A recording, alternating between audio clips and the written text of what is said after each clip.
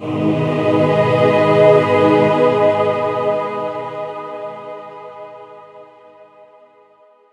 do you overcome temptation? I'll show you in this week's Devotion Tuesday.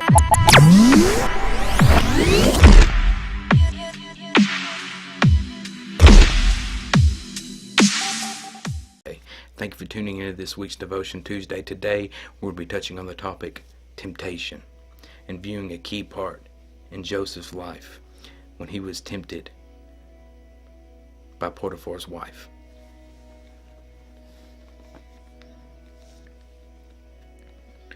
Now Joseph was well built and handsome, and after a while his master's wife took notice of Joseph and said, "Come to bed with me." But he refused. "With me in charge," he told her, "my master does not concern himself with anything in the house. Everything he owns he has entrusted to my care. No one is greater in this house than I am. My master has withheld nothing from me except you, because you are his wife.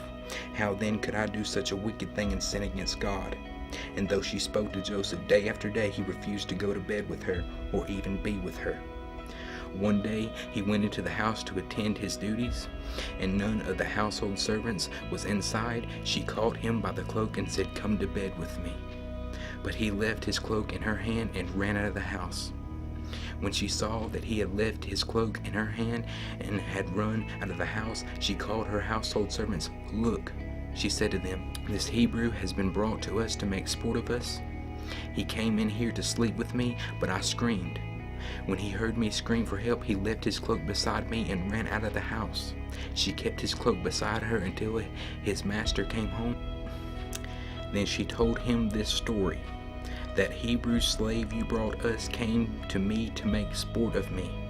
But as soon as I screamed for help, he left his cloak beside me and ran out of the house."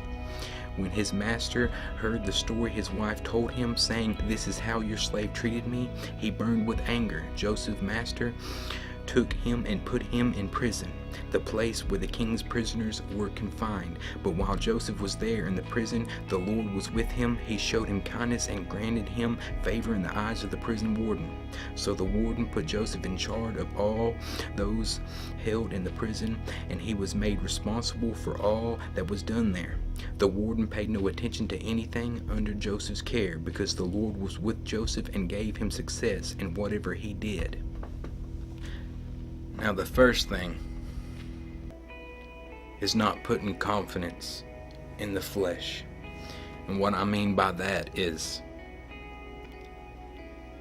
saying, when the temptation comes, saying, "I can overcome this by myself. I can do this.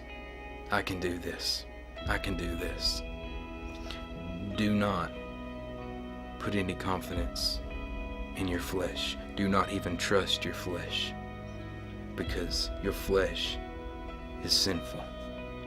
And the thing that may be tempting you, it may be there in your face day after day. But do not put any confidence in the flesh. Refuse it. Refuse it. Just keep refusing it. And look to God for strength. For He will overcome it for you, because the battle is His. And just like Joseph, you may be shunned for doing the right thing, but that's okay, because God will bless you for doing the right thing. God will bless you for seeking Him and seeking His will, and not trying to gratify the desires of your flesh. So, in the midst of your temptations and the things that are trying to grab hold in your life, seek God for the strength. Seek God for the strength. Do not put any confidence in your flesh, and trust God to overcome it for you, because the battle is His. And just like Joseph, flee, run from those temptations, and take refuge in God. Flee and run and take refuge in God. Thank you for tuning into this week's Devotion Tuesday. I hope you've been blessed. I hope you've been encouraged. Just remember that Jesus loves you, and He is for you, and He is with you. God bless.